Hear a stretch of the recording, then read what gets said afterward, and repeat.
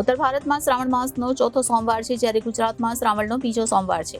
તો પવિત્ર શ્રાવણ માસમાં સોમવારનું વિશેષ મહત્વ રહેલું છે. તેથી શિવાલયોમાં ભક્તોની પણ વધારે ભીડ રહે છે. ત્યારે ગુજરાતના પ્રથમ જ્યોતિર્લિંગ એવા સોમનાથ મહાદેવના મંદિરથી લઈને ઉત્તર ભારતના અનેક શિવ મંદિરોમાં વહેલી સવારથી ભક્તો ઉમટી પડ્યા હતા. શ્રાવણ મહિનાના બીજા સોમવારે સોમનાથ મહાદેવના દર્શન કરવા માટે શિવ ભક્તોનું ઘોડાપુર ઉમટી પડ્યું હતું. મહાદેવના સાનિધ્યમાં વહેલી સવારથી જ ભોળાનાથના દર્શન કરવા માટે ભક્તોનો મહાસાગર સતત સોમનાથ મંદિર તરફ આવતો હોય તેમ જોવા મળી રહ્યું છે. શ્રાવણ મહિનાના બીજા સોમવારને લઈ દેવાધિદેવ સોમનાથ મહાદેવના દર્શન કરવા માટે શિવ ભક્તો ભારે ધાર્મિક આસ્થા અને ઉત્સાહ સાથે સોમેશ્વર મહાદેવના દર્શન કરવા માટે પધારી રહ્યા છે. જેમ જેમ શ્રાવણ મહિનો આગળ વધતો જાય છે તેમ તેમ શિવ ભક્તોમાં દેવાધિદેવ સોમનાથ મહાદેવ પ્રત્યેની આસ્થા પણ વધુ પ્રબળ બનતી જાય છે, જેના દ્રશ્યો આજે ધાર્મિક પુરાવો આપી રહ્યા છે. કારણ કે વહેલી સવારથી જ ખૂબ મોટી સંખ્યામાં શિવ ભક્તો સમગ્ર રાજ્ય અને દેશમાંથી સોમેશ્વર મહાદેવના દર્શન કરવા માટે સોમનાથ તરફ આવી રહ્યા છે. આજે દિવસ દરમિયાન ખૂબ મોટી સંખ્યામાં શિવ ભક્તોનો ધસારો સોમનાથ મહાદેવ મંદિર તરફ જોવા મળ્યો હતો અને તે પ્રકારના દ્રશ્યો વહેલી સવારથી સોમનાથ મંદિર પરિસરમાં જોવા મળી રહ્યા છે. તો ઉત્તર ભારતમાં શ્રાવણ માસનો ચોથો સોમવાર છે, જ્યારે ગુજરાતમાં શ્રાવણનો બીજો સોમવાર છે. તો પવિત્ર શ્રાવણ માસમાં સોમવારનું વિશેષ મહત્વ રહેલું છે, જેથી શિવાલયોમાં ભક્તોની પણ વધારે ભીડ રહે છે. ત્યારે ગુજરાતના પ્રથમ જ્યોતિર્લિંગ એવા સોમનાથ મહાદેવના મંદિરથી લઈને ઉત્તર ભારતના અનેક શિવ મંદિરોમાં જે વહેલી સવારથી ભક્તો ઉમટી પડ્યા હતા. हमारा घर बिहार में पड़ता है, समस्तीपुर डिस्ट्रिक्ट है, रोसड़ा अनुमंडल है, गायघाट गांव है. मेरा नाम मनोज कुमार चौधरी है. हम यहाँ जामनगर में का नौकरी कर रहा है. हम अभी जामनगर से यहाँ दर्शन करने हम चारों सोमवारी को आया है. हमारा 4 सोमवारी आज कंप्लीट हो रहा है, जिसमें यहाँ का सुरक्षा व्यवस्था और दर्शन के लिए बहुत उत्तम व्यवस्था किया गया है. इसमें कोई त्रुटि नहीं है. इसके लिए सोमनाथ ट्रस्ट को हमारी तरफ से बहुत बहुत शुभकामनाएं. आज सोमवार भी है क्या? आज सोमवार का हम लोग का चौथा सोमवारी है. आज हमारा बिहार आपके महाराष्ट्र 5 स्टेट में 15 दिन बाद में होता है और हम लोग का 15 दिन पहले होता है.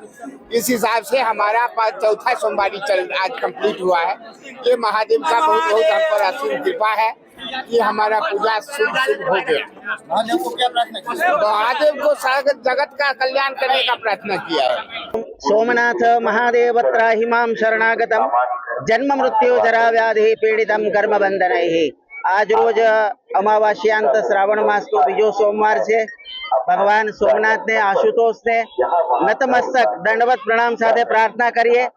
આવનાર સર્વે ભક્તજનોના દુઃખ દૂર કરે અને સૌનું કલ્યાણ કરે, સૌના સપના પૂરા કરે, સૌના સંકલ્પો પૂરા કરે. ભગવાન સોમનાથ દાદાને એવી નતમસ્તક પ્રાર્થના કરીએ. શ્રાવણ માસના સોમવારે સોમનાથ દાદાનું અર્ચન કરવાથી સેવકને, ભક્તને 10 ગણું પુણ્ય પ્રાપ્ત થાય છે. આજે તમે ઓમ નમઃ શિવાયની એક માળા કરો તો એમનું 10 ગણું પુણ્ય પ્રાપ્ત થાય છે. આ બધો ઉલ્લેખ શિવ પુરાણમાં પણ કરેલો છે, વિભિન્ન પુરાણોમાં પણ કરેલો છે.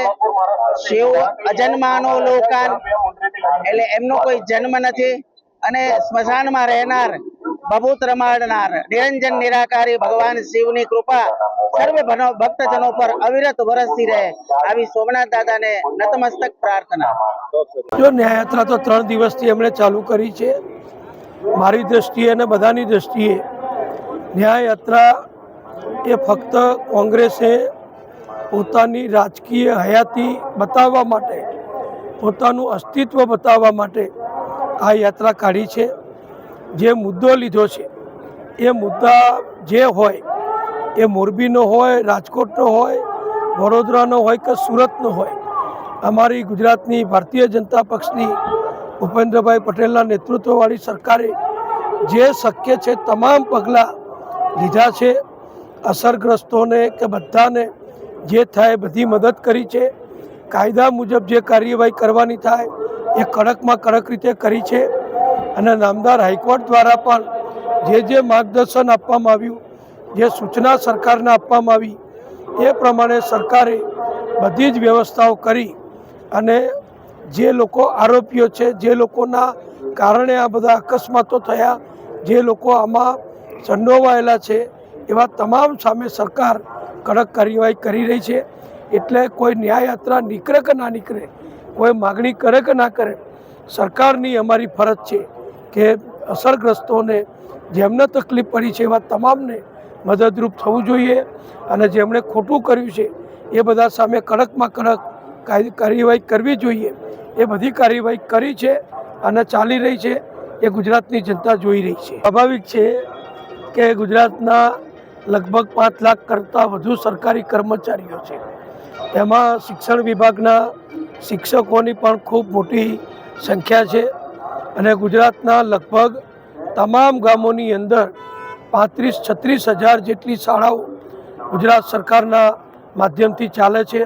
પ્રાથમિક શાળાઓ, માધ્યમિક શાળાઓ, કોલેજો, આ બધું જો ગણીએ તો એમાં લગભગ 1.25 કરોડ કરતાં વધુ વિદ્યાર્થીઓ અભ્યાસ કરે છે અને એમને શિક્ષણ આપવા માટે હજારો અને લાખો કર્મચારીઓ શિક્ષણ વિભાગ સાથે વિવિધ રીતે સંકળાયેલા છે.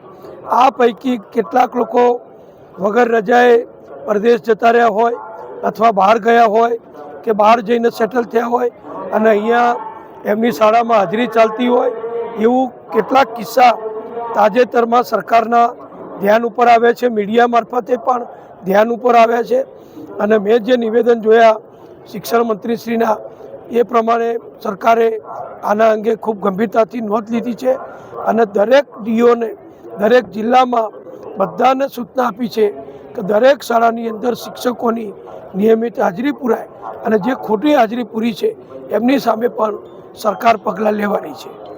Bureau report Janadesh news, Somnath.